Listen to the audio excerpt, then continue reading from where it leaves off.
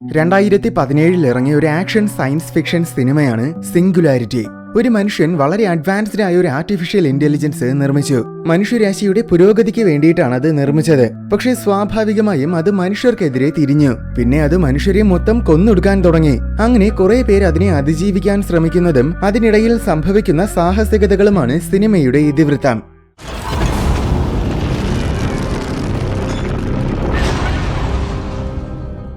സിനിമയുടെ തുടക്കത്തിൽ ഒരു ബാക്ക് സ്റ്റോറി കാണിക്കുന്നുണ്ട്. 2017 VA ഇൻഡസ്ട്രീസ് എന്നൊരു കമ്പനി AI റോബോട്ടുകളെ നിർമ്മിക്കാൻ തുടങ്ങി. ജാക്ക് ആണ് ഈ കമ്പനിയുടെ CEO. ഈ റോബോട്ട്സിന് മനുഷ്യരെ പല ജോലികളിലും സഹായിക്കാൻ കഴിയും. അതുകൊണ്ട് തന്നെ വെറും 2 വർഷം കൊണ്ട് ലോകത്തിലെ 75% കൂടുതൽ പേരും VA കമ്പനിയുടെ റോബോട്ടുകളെ വാങ്ങിച്ചു.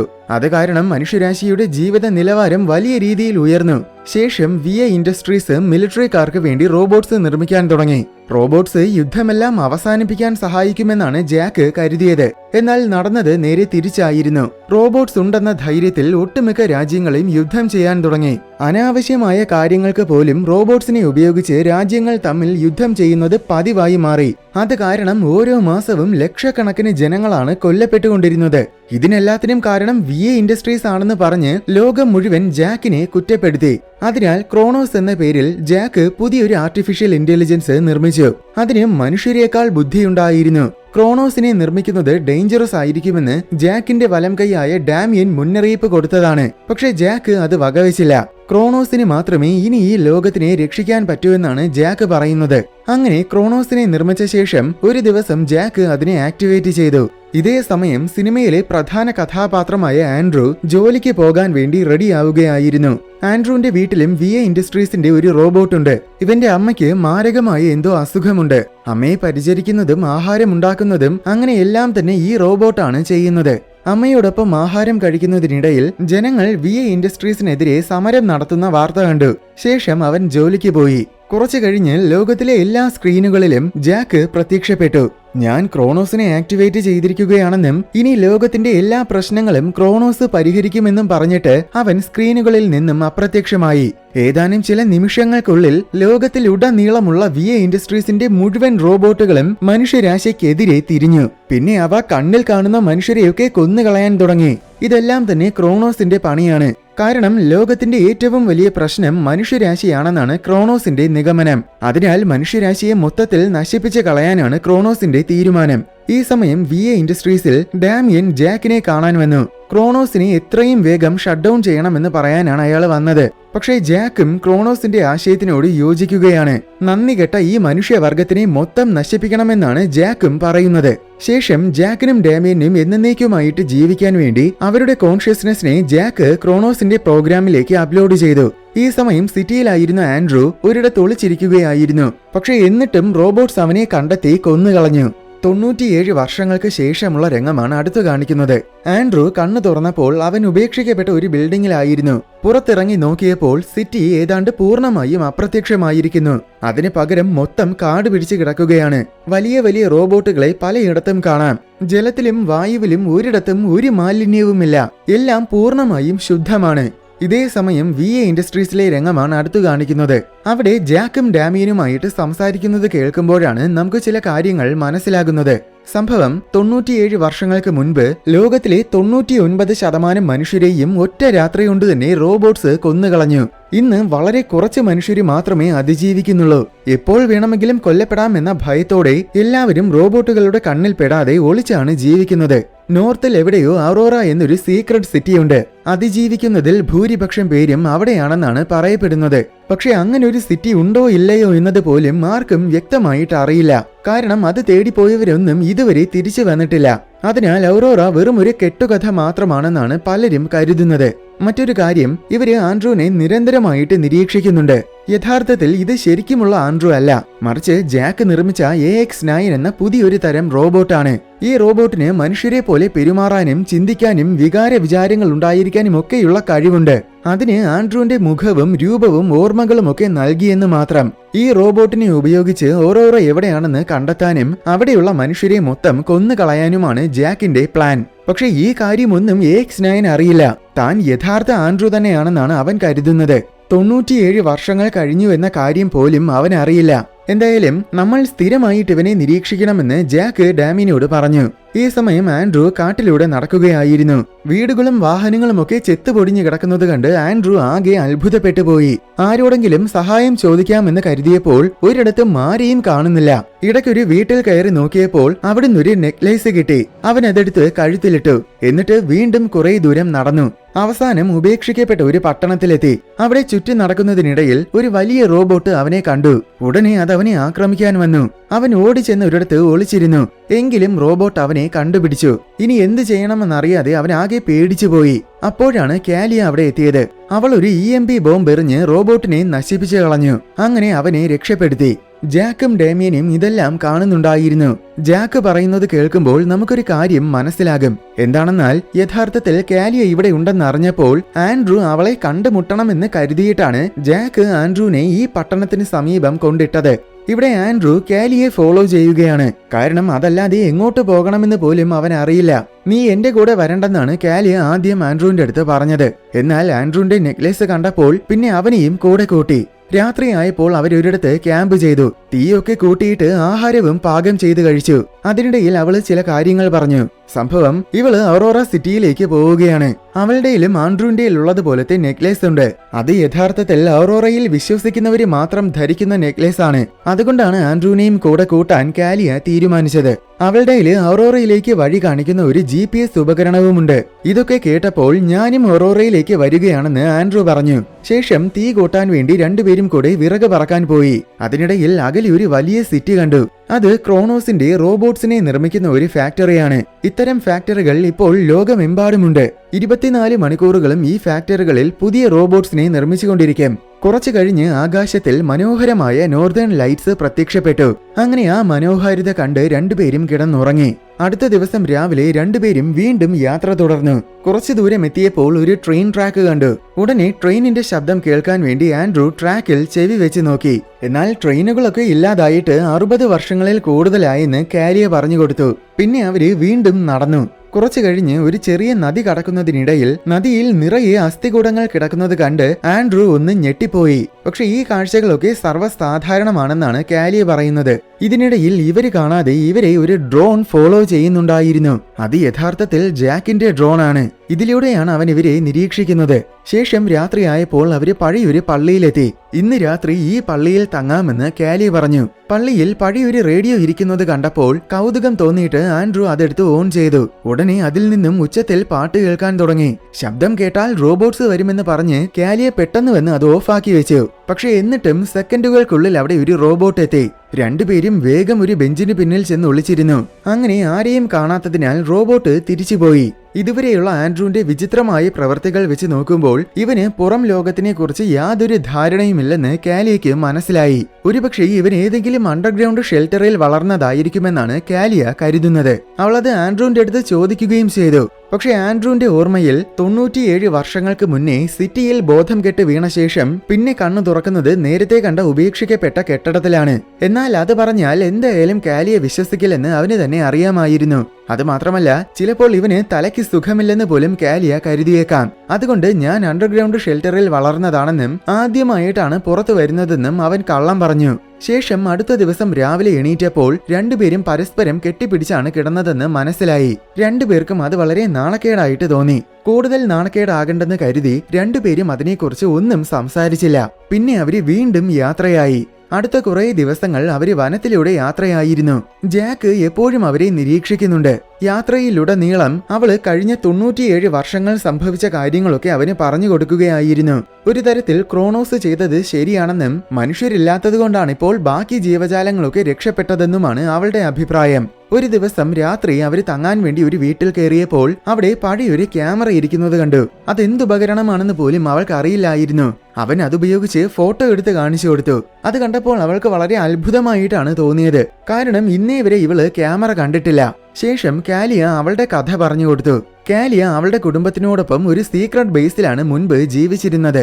എന്നാൽ കുറച്ച് നാളുകൾക്ക് മുന്നേ ഒരു ദിവസം കുറെ റോബോട്ട്സ് വന്ന് ബേസിനെ ആക്രമിച്ചു. അതിനിടയിൽ കാലിയുടെ സഹോദരിക്ക് മാരകമായ പരിക്കുകൾ പറ്റി. അവൾ എന്തായാലും മരിക്കുമെന്നത് ഉറപ്പായിരുന്നു. അതുകൊണ്ട് കാലിയുടെ പാരന്റ്സ് അവളെ ഉപേക്ഷിച്ചിട്ട് മറ്റുള്ളവർക്കൊപ്പം ബേസിൽ നിന്ന് രക്ഷപ്പെട്ടു പോയി. പക്ഷെ കാലിയയ്ക്ക് അങ്ങനെ പോകാൻ മനസ്സ് വന്നില്ല. അതിനാൽ സഹോദരി ബേസിൽ കിടന്നും മരിക്കുന്നതുവരെ കാലിയ കൂടെ നിന്നു. ഭാഗ്യത്തിന് കാലിയുടെ പാരന്റ്സ് ഒരു GPS ഡിവൈസ് കാലിക്ക് കൊടുത്തിട്ടാണ് പോയത്. അതുപയോഗിച്ച് അറോറയിലെത്താൻ സാധിക്കും. കാലിയുടെ പാരന്റ്സും അങ്ങോട്ടാണ് പോയത്. അങ്ങനെ കാര്യങ്ങളൊക്കെ പറഞ്ഞ ശേഷം രണ്ടുപേരും കിടന്നുറങ്ങി. അടുത്ത ദിവസം രാവിലെ അവര് വീണ്ടും യാത്രയായി. പോകുന്ന വഴിക്ക് ഒരിടത്തെത്തിയപ്പോൾ കുറച്ച് മനുഷ്യരെ ക്യാമ്പ് കൂട്ടിയിരിക്കുന്നത് കണ്ടു. അവരുടെ കണ്ണിൽ പെടാതെ നമുക്ക് ഇവിടുന്ന് പോകാമെന്ന് കാലി പറഞ്ഞു. പക്ഷെ അത് പറഞ്ഞു തീർന്നതും അവരിവരെ കണ്ടു. ഉടനെ രണ്ടുപേരും വേഗം ഓടി. ക്യാമ്പിലുള്ളവരും പിന്നാലെ തന്നെ ഉണ്ടായിരുന്നു. ഓടുന്നതിനിടയിൽ ആൻഡ്രൂ കാല് തന്നെ വീണു. അവനെ രക്ഷിക്കാൻ നിൽക്കാതെ കാലിയ ഓടി രക്ഷപ്പെട്ടു. ക്യാമ്പിലുള്ളവര് വന്ന് ആൻഡ്രൂവിനെ അടിച്ച് ബോധം കെടുത്തി. പിന്നെ അവൻ കണ്ണു തുറന്നപ്പോൾ അവനെ ക്യാമ്പിൽ കെട്ടിയിട്ടിരിക്കുകയായിരുന്നു.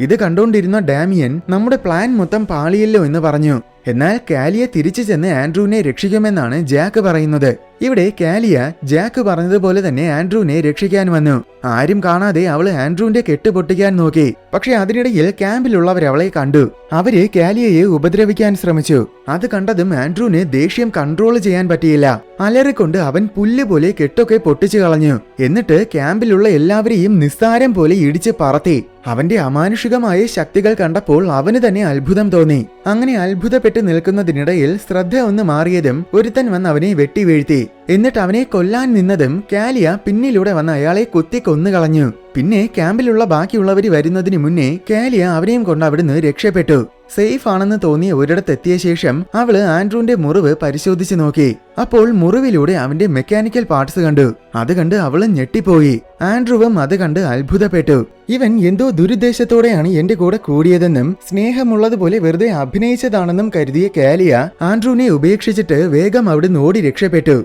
ഇത് കണ്ടപ്പോൾ അവരെ പിടിച്ചോണ്ട് വരണമെന്ന് ജാക്ക് ഡാമിയന്റെ അടുത്ത് പറഞ്ഞു. ഉടനെ ഇവിടെ ആൻഡ്രൂ ബോധം കെട്ട് വീണു. പിന്നെ കണ്ണു തുറന്നപ്പോൾ അവൻ VA ഇൻഡസ്ട്രീസിന്റെ ഏതോ ഒരു ബിൽഡിംഗിലായിരുന്നു. അവന് അനങ്ങാൻ കഴിയുന്നില്ല. സമീപത്ത് ഡാമിയൻ നിൽപ്പുണ്ട്. പക്ഷെ അത് യഥാർത്ഥത്തിൽ ഡാമിയന്റെ വെറും ഒരു ഹോളോഗ്രാമാണ്. അയാള് ആൻഡ്രൂവിന്റെ CPU പരിശോധിക്കുകയായിരുന്നു. കാലിയെയും അവരിവിടെ പിടിച്ചോണ്ട് വന്നിട്ടുണ്ട്. നീ വെറും ഒരു റോബോട്ട് ആണെന്നും ആൻഡ്രൂവിന്റെ ഓർമ്മകൾ നിനക്ക് തന്നതാണെന്നും ഡാമിയൻ പറഞ്ഞു കൊടുത്തു. അത് കേട്ടപ്പോൾ ആൻഡ്രൂ ഞെട്ടിപ്പോയി. ആൻഡ്രൂവിന് ഇതൊന്നും അറിയില്ലായിരുന്നുവെന്നും ഇതുവരേക്കും അവൻ കാണിച്ച ഫീലിംഗ്സ് ഒക്കെ സത്യം തന്നെ ആയിരുന്നുവെന്നും അപ്പോഴാണ് കാലിയയ്ക്കും ബോധ്യമായത്. ഇത്രയും ദിവസം കാലിയുടെ കൂടെ ആയിരുന്നതിനാൽ ഔറോറ സിറ്റിയുടെ ലൊക്കേഷനുമായിട്ട് ബന്ധപ്പെട്ട എന്തെങ്കിലും ഇൻഫർമേഷൻ അവൾ ഇവനെ പറഞ്ഞു കൊടുത്തു കാണുമെന്ന് ഡാമിയൻ ഉറപ്പായിരുന്നു. അങ്ങനെ ആ ഇൻഫർമേഷൻ ആൻഡ്രൂവിന്റെ CPUവിൽ നിന്ന് എടുക്കാനാണ് ഡാമിയൻ ശ്രമിക്കുന്നത്. പക്ഷെ ആൻഡ്രൂവിന്റെ CPU യഥാർത്ഥത്തിൽ മനുഷ്യന്റെ തലച്ചോറ് പോലെ ഇവോൾവ് ആയിരിക്കുകയാണ്. അതിനാൽ ഡാമിയന് CPUവിനെ കൃത്യമായിട്ട് സ്കാൻ ചെയ്യാൻ പറ്റുന്നില്ല. അയാള് പഠിച്ച പണി 18 നോക്കി. എന്നിട്ടും സ്കാൻ ചെയ്യാൻ പറ്റിയില്ല. പിന്നെ അയാള് രണ്ടുപേരെയും ഭീഷണിപ്പെടുത്തി.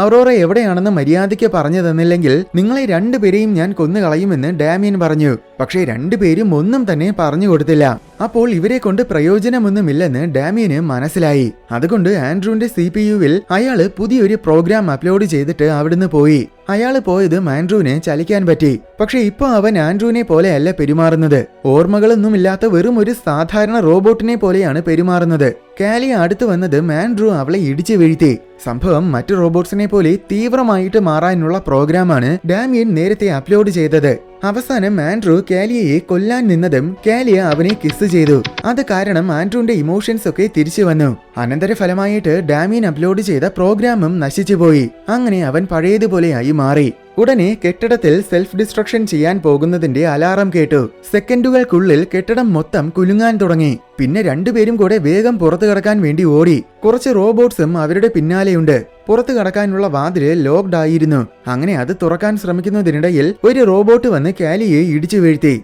ദേഷ്യം വന്ന ആൻഡ്രൂ ഒറ്റ ഇടിയിൽ തന്നെ ആ റോബോട്ടിനെ തവിട് പൊടിയാക്കി. എന്നിട്ട് കാലിയെയും എടുത്തോണ്ട് വാതിലും ചവിട്ടി പൊളിച്ച് ബിൽഡിംഗിൽ നിറങ്ങി ഓടി രക്ഷപ്പെട്ടു. ഉടനെ ബിൽഡിംഗ് മൊത്തം ഇടിഞ്ഞു പൊളിഞ്ഞു വീണു. ജസ്റ്റ് മിസ്സിനാണ് അവര് രക്ഷപ്പെട്ടത്. ഇതെല്ലാം ഡാമിയനും ജാക്കും കാണുന്നുണ്ടായിരുന്നു. ഇവര് തമ്മിൽ സംസാരിക്കുന്നത് കേൾക്കുമ്പോൾ ആൻഡ്രൂവും കാലിയയും ഇപ്പോൾ രക്ഷപ്പെട്ടത് യഥാർത്ഥത്തിൽ ഇവരുടെ പ്ലാൻ ആയിരുന്നുവെന്ന കാര്യം നമുക്ക് മനസ്സിലാകും. ഇവിടെ ആൻഡ്രൂവും കാലിയയും കുറെ ദൂരം പോയ ശേഷം ഒരിടത്തിരുന്ന് റെസ്റ്റ് എടുത്തു. എന്റെ കൂടെ നിൽക്കുന്നത് നിനക്ക് ഡേഞ്ചറാണ്. ഞാൻ ഒരുപക്ഷെ നേരത്തെ മാറിയതുപോലെ വീണ്ടും മാറാനുള്ള സാധ്യതയുണ്ട്. എന്നെ നിനക്ക് വിശ്വസിക്കാൻ കഴിയില്ല. അതുകൊണ്ട് എന്നെ ഉപേക്ഷിച്ചിട്ട് പോകുന്നതാണ് നിനക്ക് നല്ലത് എന്നൊക്കെയാണ് ആൻഡ്രൂ പറയുന്നത്. പക്ഷേ നേരത്തെ നീ മാറിയത് നിന്റെ പ്രശ്നമല്ലെന്നും എനിക്ക് നിന്നെ പൂർണ്ണ വിശ്വാസമാണെന്നും അതുകൊണ്ട് നിന്നെ ഉപേക്ഷിച്ചിട്ട് പോകില്ലെന്നും കാലി പറഞ്ഞു. ശേഷം അവര് വീണ്ടും യാത്രയായി. അന്ന് രാത്രി വീടൊന്നും കാണാത്തതുകൊണ്ട് ഉപേക്ഷിക്കപ്പെട്ട ഒരു വർക്ക്ഷോപ്പിൽ തങ്ങാൻ തീരുമാനിച്ചു. പിന്നെ ആഹാരം പാകം ചെയ്ത് കഴിക്കുന്നതിനിടയിൽ നേരത്തെ കണ്ടതുപോലെ വീണ്ടും നോർത്തേൺ ലൈറ്റ്സ് കണ്ടു. അടുത്ത ദിവസം രാവിലെ തന്നെ രണ്ടുപേരും കൂടെ വീണ്ടും യാത്രയായി. കുറച്ച് മണിക്കൂറുകൾ കൊണ്ട് അവര് GPS കാണിക്കുന്ന ലൊക്കേഷനിലെത്തി, അതായത് അറോറ സിറ്റിയിലെത്തി. സിറ്റിയിലേക്ക് പ്രവേശിക്കാനുള്ള ഗേറ്റിന് മുന്നിൽ വന്നിട്ട് ഗേറ്റ് തുറക്കാൻ അവൾ വിളിച്ചു കൂകി. പക്ഷെ അകത്തു നിന്നും ആരും പ്രതികരിക്കുന്നില്ല. സംശയം തോന്നി ആൻഡ്രൂ ചെന്ന് നോക്കിയപ്പോൾ ഗേറ്റ് തുറന്നു കിടക്കുകയാണ്. അങ്ങനെ അവര് സിറ്റിയിൽ പ്രവേശിച്ചു. നിർഭാഗ്യവശാൽ അകത്ത് ആരെയും കാണാനില്ല. അപ്പോൾ അറോറ സിറ്റി യഥാർത്ഥത്തിൽ വെറും കെട്ടുകഥ മാത്രമായിരുന്നു എന്ന സത്യം അവർക്ക് മനസ്സിലായി. ഒരുപാട് കഷ്ടപ്പെട്ട് ഇതുവരെ വന്നത് വെറും മണ്ടത്തരമായി പോയെന്ന് പറഞ്ഞ് കാലിയ ആകെ വിഷമത്തിലായി. പിന്നെ അവര് സിറ്റി മുഴുവൻ ചുറ്റി നടന്നു നോക്കി. അപ്പോൾ സിറ്റിയുടെ മറുവശത്തിൽ വലിയൊരു റോബോട്ട് ഫാക്ടറി സ്ഥാപിച്ചിരിക്കുന്നത് കണ്ടു. കെട്ടുകഥയിൽ വിശ്വസിച്ച ഞാൻ വെറും ഒരു മന്ദബുദ്ധിയാണെന്ന് പറഞ്ഞ് ദേഷ്യത്തിൽ അവള് നെക്ലസ് വലിച്ച് പൊട്ടിച്ചു കളഞ്ഞു. അതുമാത്രമല്ല, കെട്ടുകഥയിൽ വിശ്വസിച്ച് ഇവിടെ വന്ന കാലിയുടെ പാരന്റ്സ് ഉൾപ്പെടെയുള്ള എല്ലാവരും തീർച്ചയായും മരിച്ചിട്ടുണ്ടാകുമെന്നും കാലിയയ്ക്ക് മനസ്സിലായി. അങ്ങനെ ദേഷ്യവും വിഷമവും കൊണ്ട് നിറഞ്ഞു നിൽക്കുന്ന സമയത്താണ് അവിടെ ഡാമിയൻ എത്തിയത്. ഡാമിയൻ പറയുന്നത് കേൾക്കുമ്പോഴാണ് നമുക്കൊരു കാര്യം മനസ്സിലാകുന്നത്. സംഭവം വേണമെങ്കിൽ ഇവർക്ക് പണ്ടേ തന്നെ ബാക്കിയുള്ള മനുഷ്യരെയും കൂടെ കൊന്നുകളയാമായിരുന്നു. പക്ഷെ അറോറ എവിടെയാണെന്ന് കണ്ടെത്തണമെങ്കിൽ കുറച്ചെങ്കിലും മനുഷ്യര് ബാക്കി വേണം. അതുകൊണ്ടാണ് എല്ലാവരെയും കൊന്നുകളയാത്തത്. പക്ഷെ ഇപ്പോൾ അറോറ വെറും കെട്ടുകഥയാണെന്ന് ബോധ്യമായി. അതുകൊണ്ട് ഇനി എല്ലാവരെയും കൊന്നുകളയാനാണ് ക്രോണോസിന്റെ തീരുമാനം. അത് കേട്ട് ദേഷ്യം വന്ന കാലിയ ഡാമിയനെ തുരുതുരാന്ന് വെടിവെച്ചു. എന്നാൽ അയാള് വെറും ഹോളോഗ്രാം ആയതുകൊണ്ട് ഒന്നും സംഭവിച്ചില്ല. പിന്നെ അയാള് അപ്രത്യക്ഷമായി പോയി. ഉടനെ ലോകത്തുള്ള എല്ലാ ഫാക്ടറികളിൽ നിന്നും മനുഷ്യരെ കൊല്ലാനുള്ള കോടിക്കണക്കിന് ഡ്രോൺസ് ലോഞ്ചായി. ഇവർക്ക് സമീപമുള്ള ഫാക്ടറിയിലും ഡ്രോൺസ് ലോഞ്ചായി. അത് കണ്ട് ഭയന്ന് രണ്ടുപേരും വേഗം ഓടി. അങ്ങനെ ഓടുന്നതിനിടയിലാണ് അറോറ സിറ്റിക്ക് മധ്യത്തിലായിട്ട് ചെറിയൊരു ടണൽ കണ്ടത്. രണ്ടുപേരും കൂടെ പെട്ടെന്ന് ആ ടണലിൽ കയറി വാതിലടച്ചു. അങ്ങനെ അവര് തൽക്കാലം രക്ഷപ്പെട്ടു. പക്ഷേ പുറത്ത് ഡ്രോൺസ് തുരുതുരാന്ന് ബോംബുകൾ വർഷിച്ചുകൊണ്ടിരിക്കുകയാണ്. രണ്ടുപേരും ടണലിലൂടെ കുറെ ദൂരം ഓടി. ഇത് വെറും സാധാരണ ടണൽ ആയിരിക്കുമെന്നാണ് അവർ കരുതിയത്. എന്നാൽ കുറെ ദൂരം ഉള്ളിലെത്തിയപ്പോൾ മുന്നിൽ വളരെ അഡ്വാൻസ്ഡ് ആയിട്ടുള്ള ഒരു കമ്പ്യൂട്ടർ കണ്ടു. അതിൽ നെക്ലേസിന്റെ ഒരു ലോഗോ ഉണ്ടായിരുന്നു. കാലിയുടെ നെക്ലേസ് നേരത്തെ അവള് പൊട്ടിച്ചു കളഞ്ഞു. ഭാഗ്യത്തിന് ആൻഡ്രൂവിന്റെ നെക്ലേസ് ഇപ്പോഴും അവന്റെയിലുണ്ട്. അത് കമ്പ്യൂട്ടറിൽ വെച്ചതും കമ്പ്യൂട്ടർ സത്യാവസ്ഥകളൊക്കെ പറഞ്ഞു കൊടുത്തു. യഥാർത്ഥത്തിൽ ഇവരിപ്പോൾ നിൽക്കുന്നത് ഒരു സ്പേസ് ഷിപ്പിനുള്ളിലാണ്. നേരത്തെ ഇവർ കയറിയ ടണൽ ഈ സ്പേസ് ഷിപ്പിൽ പ്രവേശിക്കാനുള്ള വഴിയായിരുന്നു. അറോറ വെറും കെട്ടുകഥയല്ല, മറിച്ച് അത് മറ്റൊരു ഗ്രഹമാണ്. ഭൂമിയിൽ നിന്നും ഒരുപാട് പ്രകാശ വർഷങ്ങൾക്കകലെയുള്ള ഒരു സ്റ്റാർ സിസ്റ്റത്തിലാണ് അറോറ ഗ്രഹം സ്ഥിതി ചെയ്യുന്നത്. പണ്ട് അതിജീവിച്ച മനുഷ്യരെല്ലാം സ്പേസ് ഷിപ്പുകളിൽ കയറി അങ്ങോട്ടാണ് രക്ഷപ്പെട്ടു പോയത്. അങ്ങനെ സത്യാവസ്ഥകളൊക്കെ പറഞ്ഞു കൊടുത്ത ശേഷം ഈ സ്പേസ് ഷിപ്പ് ലോഞ്ച് ചെയ്യട്ടെ എന്ന് കമ്പ്യൂട്ടർ ചോദിച്ചു. പക്ഷെ ഒരു റോബോട്ടായ എന്നെ അറോറയിലുള്ള മനുഷ്യരെ അംഗീകരിക്കില്ലെന്ന ഭയം ആൻഡ്രൂവിനുണ്ട്. എന്നാൽ ഞാൻ നിനക്ക് വേണ്ടി വാദിക്കുമെന്നും നീ മനുഷ്യരെ പോലെ തന്നെയാണെന്ന് പറഞ്ഞ് ഞാൻ നിന്നെ സംരക്ഷിക്കുമെന്നുമാണ് കാലി പറയുന്നത്. പിന്നെ കൂടുതലൊന്നും ആലോചിക്കാൻ നിൽക്കാതെ രണ്ടുപേരും കൂടെ സ്പേസ് ഷിപ്പ് ലോഞ്ച് ചെയ്തു. സ്പേസ് ഷിപ്പ് ഉയർന്നു പൊങ്ങിയതും കുറെ ഡ്രോൺസ് സ്പേസ് ഷിപ്പിനെ ആക്രമിക്കാൻ വന്നു. എന്നാൽ ഡ്രോൺസ് അടുത്തെത്തുന്നതിന് മുന്നേ സ്പേസ് ഷിപ്പിന് ചുറ്റും ഒരു വേം ഹോൾ ഉണ്ടായി. ആ വേം ഹോളിലൂടെ ഏതാനും ചില സെക്കൻഡുകൾ കൊണ്ട് തന്നെ സ്പേസ് ഷിപ്പ് അറോറയിലെത്തി. ഇത് ഭൂമിയേക്കാൾ മനോഹരമായ ഗ്രഹമാണ്. മനുഷ്യരാശി ഈ ലോകം മുഴുവൻ വ്യാപിച്ചിരിക്കുകയാണ്. ടെക്നോളജിയും ഒരുപാട് അഡ്വാൻസ്ഡ് ആയിട്ടുണ്ട്. നിർഭാഗ്യവശാൽ നേരത്തെ ലോഞ്ച് ആകുന്നതിന് തൊട്ടു മുന്നേ ഒരു ഡ്രോണ് സ്പേസ് ഷിപ്പിൽ ട്രാക്കർ കൊണ്ടുവച്ചിരുന്നു. അതിനാൽ അറോറ എവിടെയാണെന്ന് ഇപ്പോൾ ക്രോണോസിനും ജാക്കിനും ഡാമിയനും അറിയാം. അതുകൊണ്ട് ഒട്ടും താമസിക്കാതെ ഒരുപാട് സ്പേസ് ഷിപ്പുകളിലായിട്ട് റോബോട്ട്സിന്റെ വലിയൊരു ആർമിയെയും കൊണ്ട് ക്രോണോസും കൂട്ടരും അറോറയിലേക്ക് യാത്രയായി. പക്ഷെ ഇവർക്ക് വേം ഹോൾ ഉണ്ടാക്കാൻ അറിയില്ല. അതുകൊണ്ട് ഇനിയും നൂറ്റാണ്ടുകൾ കഴിയുമ്പോഴേ ഇവര് അറോറയിൽ എത്തുകയുള്ളൂ. അപ്പോഴേക്കും മനുഷ്യരാശി ഇവരെയൊക്കെ പുഷ്പം പോലെ നശിപ്പിക്കുന്ന തരത്തിൽ പുരോഗമിക്കും. അത് ചിന്തിക്കാതെ ക്രോണോസും കൂട്ടരും അറോറയിലേക്ക് പോകുന്ന ദൃശ്യത്തോടെ സിനിമ അവസാനിക്കുകയാണ്.